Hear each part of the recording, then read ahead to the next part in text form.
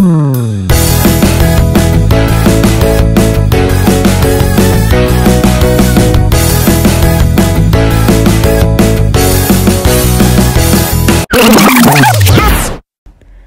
guys, welcome back again to my channel. So ngayon guys, ang ituturo ko sa inyo ay kung paano natin i-check online ang inyong PhilHealth contribution. So una guys, punta tayo sa www.philhealth.gov.ph.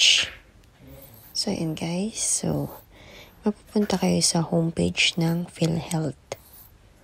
So ganyan ang makikita ninyo, ayan. And ganyan. So, i-check nyo lang guys yung mga services na nandyan sa homepage.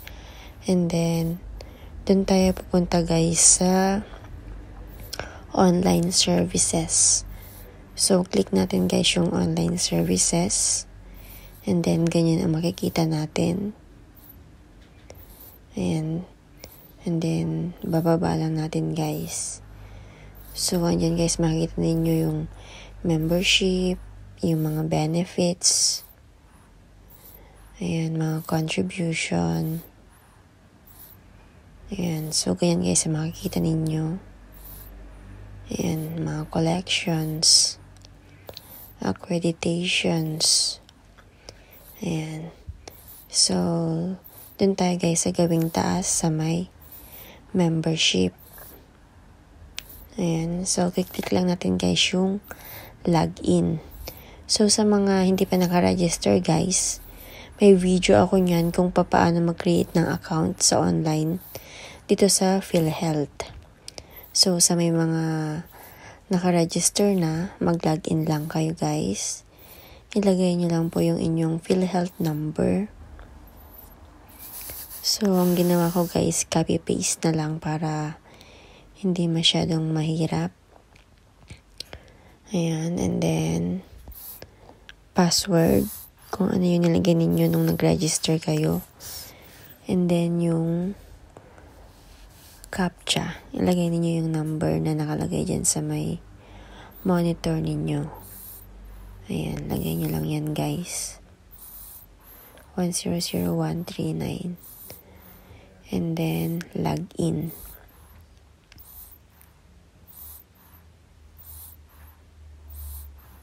Click nyo lang guys yung login.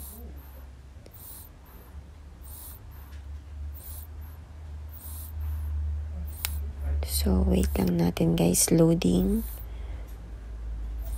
Ayan. So, pagka-login guys, ganyan ang makikita ninyo.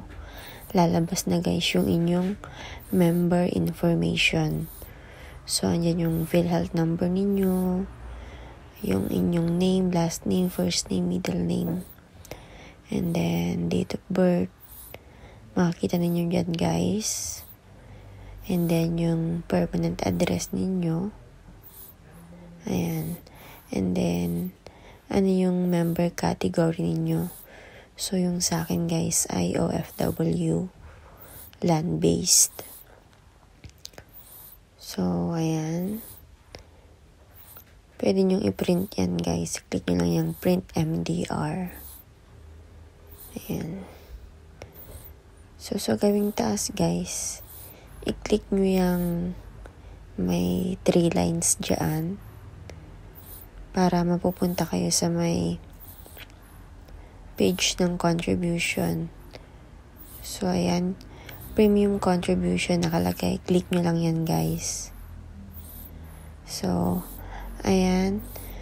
And then, kung ano yung month na hinulugan ninyo guys, click nyo lang. Ayan o, select month, select year.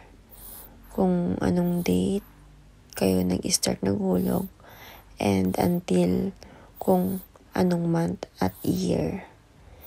So, yung isa-sample ko guys, yung January 2018 to December 2000